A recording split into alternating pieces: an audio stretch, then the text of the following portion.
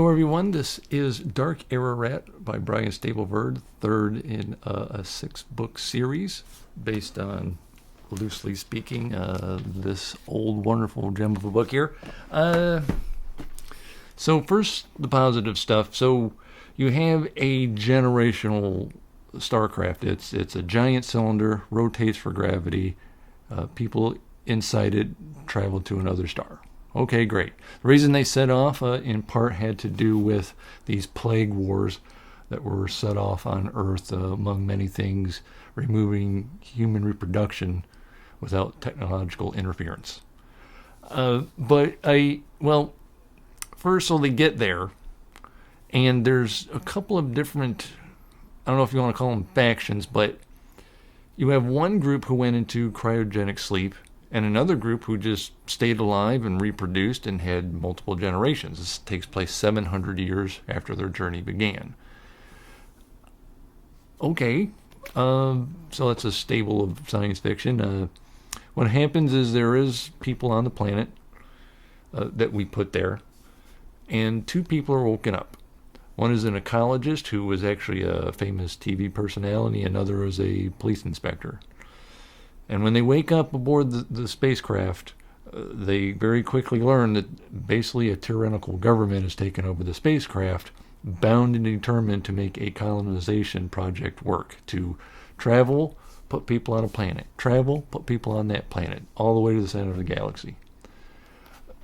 But there is a rebellion, people start going to war. Doesn't appear to be too lethal a war until the reason these 2 are woken up, there is a murder, and they have to go solve the murder. Matter of fact, they don't have any choice in the matter. You will go solve this murder, and I'm hoping you're going to do it in a way that keeps the mission going. There is things like good talk of biotech, because they start to take a look at the building blocks of life on this world, and it's not DNA, or it's something DNA-like in places, and the evolution of which appears to be something like, for example, we have caterpillars turn into butterflies. Here, it would be like caterpillars to butterflies. Let's go a step further and turn into something else, or revert back to what you were, because that wasn't working too well. So it's a much more dynamic and shape-changing type of environment, really. There's also this, it's called a smart suit, and it basically just envelops your every little bit of your body from the inside to the outside. Helps your digestion, helps you assimilate to the new world, helps keep out infection. Poisonous things can be cured and healed that way. It's just like a symbiote, a nanotechnology symbiote that helps you out. And they get fitted with that. It's kind of skin tight, but you get a little cod piece to hide with, I guess you call it. Otherwise, it can look like clothes. You can change the colors, that kind of thing. Some biotech stuff, some technology stuff. There's a murder mystery. Traveling to another star. Everybody's ethics getting involved with each other. And I made it past my 100 pages, but about halfway through, I just realized I'm not into this. I can't get into it anymore. All 3 books are actually decent books, but I got to this one and it's not punching. It's like I'm reading a bunch of 3-star books, and I've got 3 more to go after this one, and I just lost interest. On top of that, so this is called the Immortality series, and even though there are some life extension stuff in it, people, by the end of the 2nd book there can claim 150-year lifespans. That's great. Well, what else? Because it's almost like it's teasing you with the immortality stuff and just not getting there, and instead telling murder mystery stories. So I took a look real quick at the next few books. What's this? Architects of Immortality? This must be it.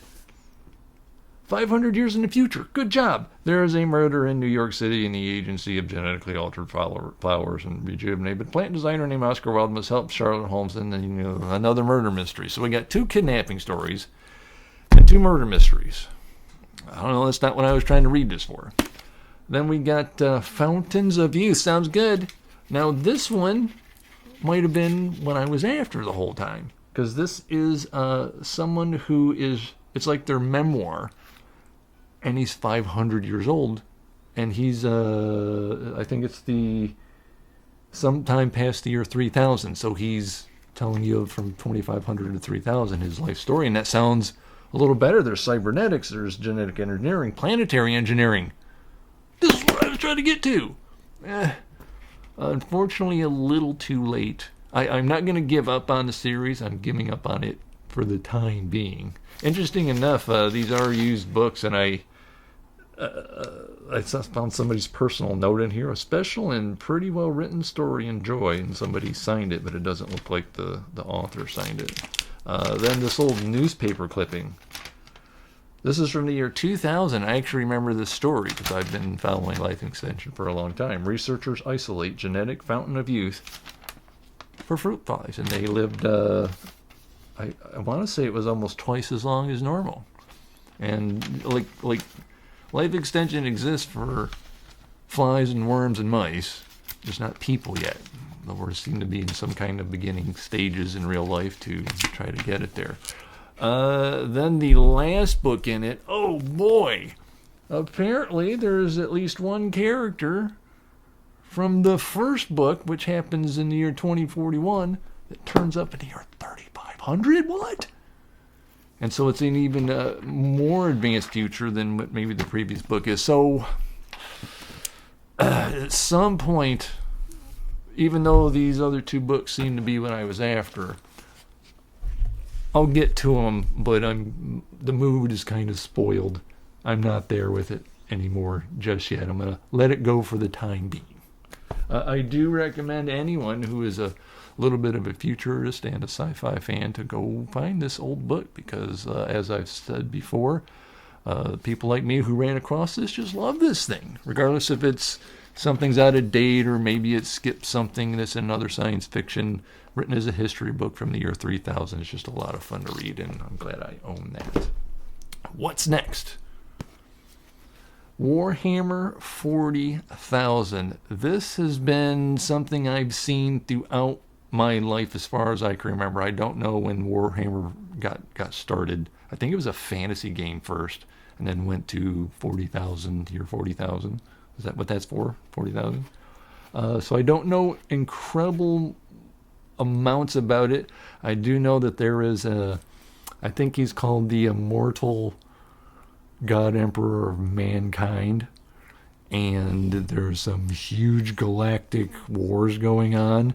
When you open up a wormhole, there's demons in there or something like that. Space travel and other places in other science fiction, you know, warp speed, hit the hyperdrive, and you go.